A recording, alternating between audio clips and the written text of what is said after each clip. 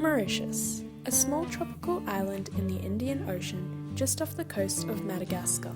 With cultures from all over the world mixing together, it has beautiful beaches and tourist spots, making it a prime holiday destination.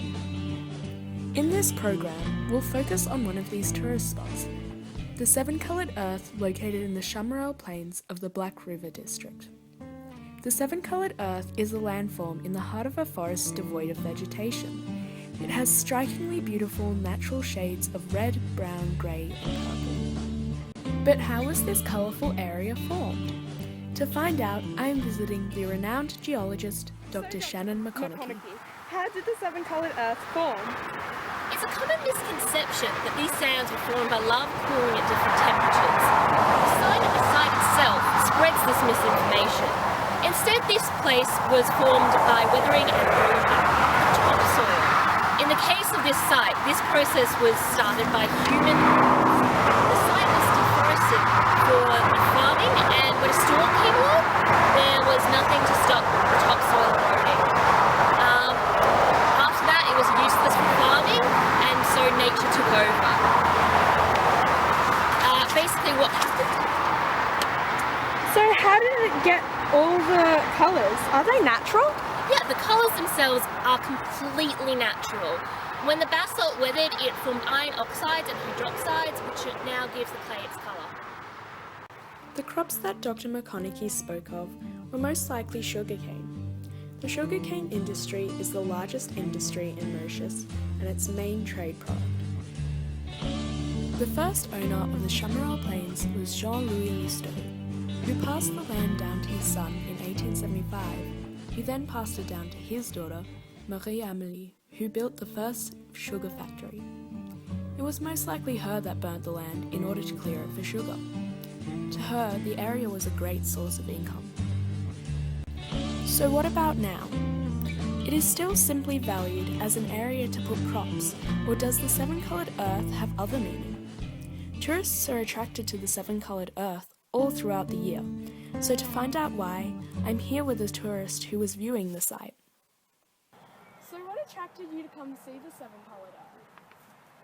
Well, it's a really famous landmark in Mauritius, and my tour guide said I would love it. I was disappointed because I heard you used to be able to walk on the earth and touch it, but it's still nice to see. When I was on my way in there was a sign that said the colours were all natural, so when I saw it, it was amazing. To find out what the Seven-Coloured Earth means to the locals, I'm visiting one of the 800 people who live in the Chamarel. So you actually work for the sugar industry. Is that the main occupation for the people living in Chamarel? Well, our jobs are mainly agricultural, so pretty much everyone in the area works for the sugar industry.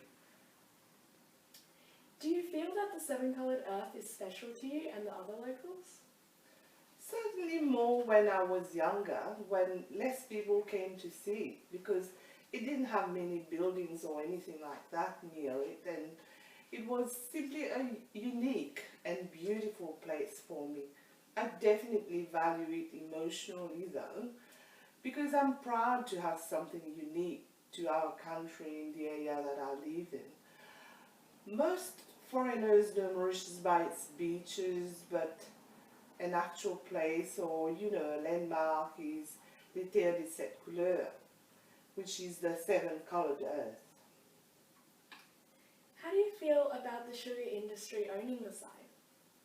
More recently, they have done more things to protect it, such as building a fence around it and banning people from walking on the earth. But it upsets me that it was all for profit. How do you know that they have only done it for profit? Well, I know because if they were doing it to protect the actual earth, they would stop harvesting the earth to make souvenirs. Souvenirs? What are the souvenirs? The souvenirs are little glass bottles of vials that have a small portion of each colour of earth.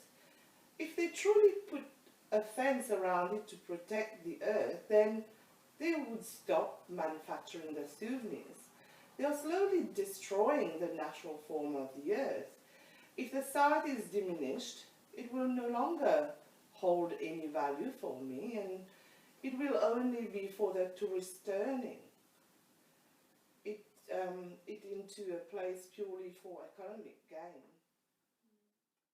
Well, you've mentioned that you have emotional and aesthetic value for the Seven Coloured Earth, but do any other locals or Indigenous people have any spiritual connections to the landform?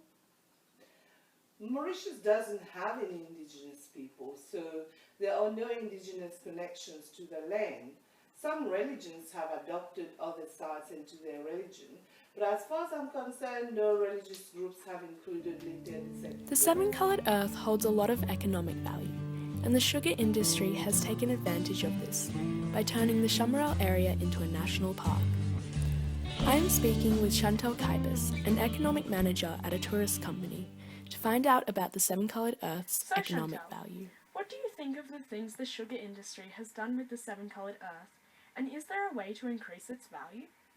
Well, I certainly think the site can earn a lot of money if used efficiently, but I do not believe the sugar industry has drawn out its full potential. By manufacturing the souvenirs, they are speeding up the degradation of the site and causing damage to the aesthetic beauty and the colours of the natural rills. They also do not have a tourist-friendly area, as shown by the land formation signboard, featuring an overly difficult and misused vocabulary. I personally believe there are better uses for the site, such as guided tours used for educational purposes on the effects of intensive agriculture, land degradation, and topsoil loss, as well as their environmental impacts, therefore raising awareness of sustainable agricultural practices and climate change. They could also offer demonstrations of weathering, increasing the overall value of the site, attracting a wide variety of people. The Seven Coloured Earth will then become a hub of economic activity, rather than the current poor management and misuse of the area, therefore guiding Mauritius to geotourism. We have seen many different views on what makes the Seven Coloured Earth a place to be valued. To tourists, it is a wonder that draws them to see it with their own eyes, and to locals, it is a place they are proud to have in their country. To an economic manager specifically involved in tourism, it is a site with potential towards geotourism. The Seven Coloured Earth is a landform that is highly valued for many different people and desperately needs protection.